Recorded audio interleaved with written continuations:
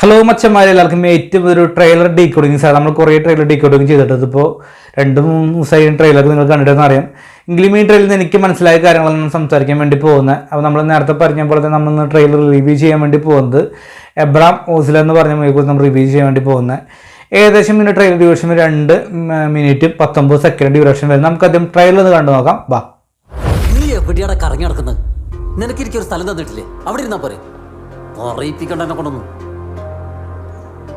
എന്തിനാണ് സാറേ ഇവനൊക്കെ ഇങ്ങനെ കാശ് ചെലവാക്കി ഫുഡ് വാങ്ങി കൊടുക്കുന്നത്?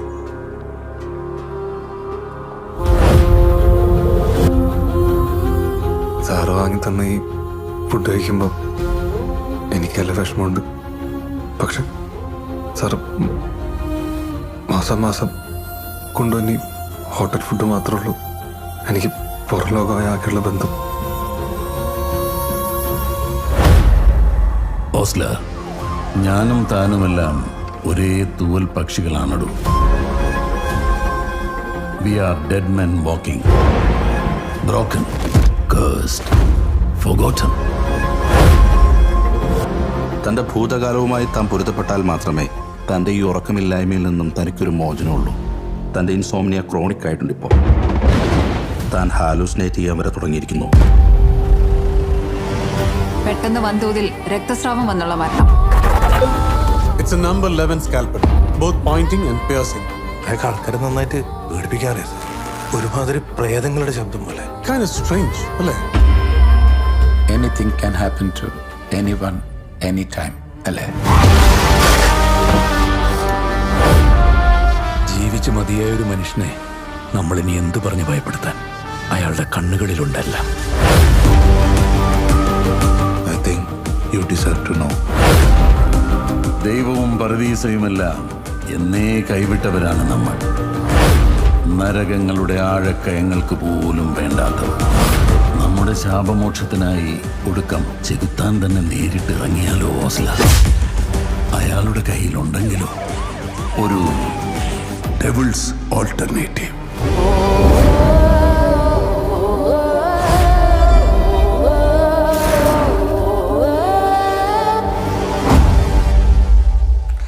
അത് നമ്മുടെ ട്രെയിലർ ഏകദേശം 2 മിനിറ്റും 10 സെക്കൻഡാണ് ട്രെയിലറുള്ളൂ.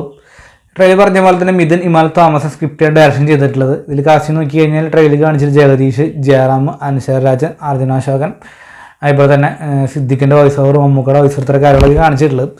നമ്മുടെ ട്രെയിലറിൽ തുടക്കം തന്നെ ഒരു ജയിലാണ് കാണിച്ചിട്ടുള്ളത്. നമ്മുടെ ജയറാം അവിടെ നടന്നു വരുന്നു. അർജുൻ അശോകൻ്റെ ക്യാരക്ടർ കഥാപാത്രം കാണിക്കുന്നുണ്ട്. അപ്പം നിന്നോട് ഈ പുറത്തിറങ്ങി നടക്കലടാന്ന് പറയുന്നുണ്ട് വേറെ മറ്റൊരു പോലീസ് താരം. പിന്നെ ജയറാവണ്ണനെ കാണിച്ചിട്ടുള്ളത്. ഇവിടെ അർജുന പറയുന്നുണ്ട്, സാറ് ഇങ്ങനെ ഇടയ്ക്കിടയ്ക്ക് പ്രശ്നം കൊണ്ടുപോകാൻ എനിക്ക് പുറം ലോകമായിട്ട് ബന്ധമുള്ളൂ, അല്ലാണ്ട് വേറെ ബന്ധമില്ല. കാരണം അദ്ദേഹം എന്തൊരു ക്രൈം ചെയ്തിട്ടാണ് ജയിലിലെ അകത്തേക്ക് എത്തിപ്പെട്ട് നമുക്ക് എല്ലാവർക്കും അറിയാവുന്ന കാര്യമാണ്. കാരണം ഒരിക്കലും ജയിലിൽ വ്യക്തിയെ വേറെ അടക്കില്ലല്ലോ. അപ്പോൾ തീർച്ചയായിട്ടും വല്ല ജീവപരാന്തി പുറത്ത് കടക്കാൻ പറ്റാത്ത വിധത്തിൽ ലോക്കായിട്ടുള്ള ഒരു അവസ്ഥയായിരിക്കാൻ തോന്നുന്നു ആ കഥാപാത്രം. കാരണം കഥാപാത്രം മുഖത്ത് തന്നെ കാണിക്കുന്നുണ്ട്. കാരണം ഒട്ടും തന്നെ ജീവിതത്തിൽ ഇനി ജീവിതം ഇല്ല എന്ന് പറയാം, അല്ലെങ്കിൽ പുറം ലോകം ഇനി കാണാൻ പറ്റില്ല എന്നൊരു നിസ്സായമായിട്ടുള്ള അവസ്ഥ ജയറാമിനോട് പറയുമ്പോൾ അവസ്ഥ കാണിക്കുന്നുണ്ട്. കുറച്ച് കഴിഞ്ഞിട്ട് ഒരു എന്താ പറയുക സിദ്ദിഖിൻ്റെ വോയിസ് ഓവറിൽ പറയുന്നുണ്ട്, നമ്മൾ മുന്നേ ചെയ്ത പാവം നമുക്ക് ഒത്തുകൂടാൻ വേണ്ടിയാണ് ഓസ്ലർ എന്ന് പറയുന്നുണ്ട്. അപ്പോൾ ജയറാമിൻ്റെ കഥാപാത്രം ഓസ്ലർ എന്നാന്ന് തോന്നുന്നു. അതാണ് അദ്ദേഹത്തിൻ്റെ കഥാപാത്രമായിട്ട് വരുന്നത്. എബ്രാം ഓസ്ലർ ആയിരിക്കാം. ഓസ്ലർ എന്നാണ് കാണിച്ചിട്ടുള്ളത്. എബ്രഹാം എന്ന് ഇപ്പോഴും വ്യക്തമായി തന്നെ കാണിച്ചിട്ടില്ല.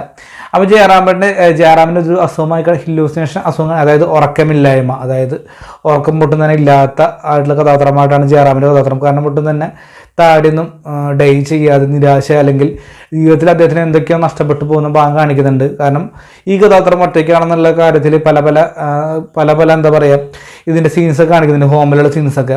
അതിൽ നിന്ന് നമുക്ക് മനസ്സിലാക്കാം ജയറാമിൻ്റെ കഥാപാത്രം ഒട്ടും തന്നെ വളരെ നഷ്ടങ്ങൾ സംഭവിച്ചിട്ടുള്ളൊരു വ്യക്തിയാണ്. കാരണം ഒട്ടും തന്നെ നിരാശ അല്ലെങ്കിൽ ഒട്ടും തന്നെ ഒരു നിരാശയോടെ നടക്കുന്ന ഒരു കഥാപാത്രമായിട്ട് ജയറാമിൻ്റെ കഥാപാത്രമായിട്ട് കാണിച്ചിട്ടുള്ളത് ഒരു പോലീസ് ഓഫീസറാണ്. അങ്ങനെ ഇരിക്കുന്ന ഒരു കൊലപാതകം നടക്കുന്ന ഒരു കോളേജിൻ്റെ കാലഘട്ടമായി കാണിക്കുന്നുണ്ട്. അതിലാണ് നമ്മുടെ അൻഷർ രാജൻ്റെ കഥാപാത്രം കാണിക്കുന്നുണ്ട്. പലവരെയും ചെറിയൊരു കാലഘട്ടം, എനിക്ക് തോന്നുന്നു 2 കാലഘട്ടമായിട്ടായിരിക്കും മുന്നോട്ട് പോകുന്നത് തോന്നുന്നു. കാരണം അതിൽ കോസ്റ്റ്യൂം ആണെങ്കിലും കാര്യങ്ങളൊക്കെ ആയിട്ട് പഴയൊരു കോസ്റ്റ്യൂമായിട്ട് വന്നിട്ടുള്ളത്. അങ്ങനെ സിദ്ദിഖ് ഒരു ക്രൈം നടക്കുന്നുണ്ട്. മെഡിക്കൽ ക്രൈമാണ് ഇതിൻ്റെ ഉദ്ദേശിച്ചിട്ടുള്ളത്. കാരണം ഇത് കൊലപാതകം സാക്ഷിയാവുന്ന പല വ്യക്തികളും അറിയാതെ തന്നെ കൊല ചെയ്യപ്പെടുന്നുണ്ട്. അതുകൊണ്ട് തന്നെ ഇതിൽ കൊല ചെയ്യുന്ന ആൾ ഒന്നെങ്കിൽ ഡോക്ടറായിരിക്കാം, അല്ലെങ്കിൽ ഡോക്ടർ വിഭാഗവുമായി ബന്ധപ്പെട്ടുള്ള വ്യക്തിയാണെന്ന് കാര്യത്തിൽ യാതൊരു സംശയമില്ല. കാരണം സയൻസാണ് അവിടെ യൂസ് ചെയ്തിട്ടുള്ളത്. കാരണം ഇതിൽ പറയുന്നുണ്ട് ഇന്നൊരു ശരീരത്തിൽ ഉപയോഗിച്ചിട്ടാണ് പലരും വ്യക്തികളും കൊല്ലപ്പെട്ടതെന്ന്. കാരണം നടക്കുമ്പോൾ പല വ്യക്തികളും വീണ് പോകുന്ന ഭാഗമായിട്ട് കാണിച്ചിട്ടുണ്ട്.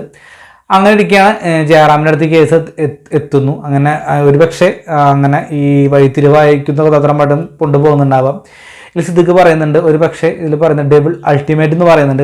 അതിൻ്റെ അർത്ഥം വെച്ചിട്ട് പിശാശിൻ്റെ ഒരു ബദലാണ്. ഒരു പക്ഷേ പിശാശിൻ്റെ എന്താ പറയുക ഒരു സഹായമായിട്ടായിരിക്കാം ഒരു പക്ഷേ അവസാന ഭാഗത്തും നമ്മുടെ മമ്മൂക്ക് എത്തുന്നുണ്ടാവുക. അത് ഡബിൾ എന്ന് ഉദ്ദേശിച്ച പിശാശി അല്ലെങ്കിൽ ചെകുത്താൻ എന്ന് പറഞ്ഞ രീതിയിലാണ് അവർ ഉദ്ദേശിച്ചിട്ടുള്ളത്. ഒരു പക്ഷേ എനിക്ക് തോന്നുന്നു മമ്മൂക്ക് ഈ പടത്തിൽ ഒരിക്കലും വില്ലനായിട്ടായിരിക്കില്ല അവതരിക്കുന്നുണ്ട്. ഒരു പക്ഷേ അവസാന ഭാഗത്ത് നമ്മുടെ നായകനെ സംരക്ഷിക്കാൻ വേണ്ടി അല്ലെങ്കിൽ നായകന് വേണ്ടി ഒരു സംരക്ഷണ കവചം ഒരുക്കാൻ വേണ്ടി കഥാപാത്രമായിരിക്കാം നമ്മുടെ മമ്മൂക്ക് എത്തുന്നുണ്ടാവുക. അല്ലെങ്കിൽ ഒരു പക്ഷേ ഏകദേശം എനിക്ക് തോന്നുന്നു 20% മാത്രമാണ് വില്ലൻ എന്ന കഥാപാത്രം എനിക്ക് തോന്നുന്നുള്ളൂ. പക്ഷെ വില്ലനായിരിക്കില്ല എന്നാണ് എൻ്റെ ഒരു സംശയമായിട്ട് എനിക്ക് തോന്നിയിട്ടുള്ളത്. കാരണം ഇതിൽ മമ്മൂട്ടി പറഞ്ഞത് ഒരു ഡബിൾ ഈസ് അൾട്ടിമേറ്റ് എന്ന് പറയുന്നത്, അതായത് ഒരു പിശാശിൻ്റെ ബദൽ ഉണ്ടെങ്കിലോ എന്നാണ് ചോദിച്ചിട്ടുള്ളത്. ഒരു പക്ഷേ ഇതിൽ മമ്മൂക്ക ഇതിൽ വില്ലനെ കണ്ടെത്തുന്ന സമയത്ത് പറയുന്ന ഡയലോഗ് ആയിരിക്കും ഒരു പക്ഷേ കണ്ടപ്പോൾ എനിക്ക് അങ്ങനെയാണ് തോന്നിയിട്ടുള്ളത്.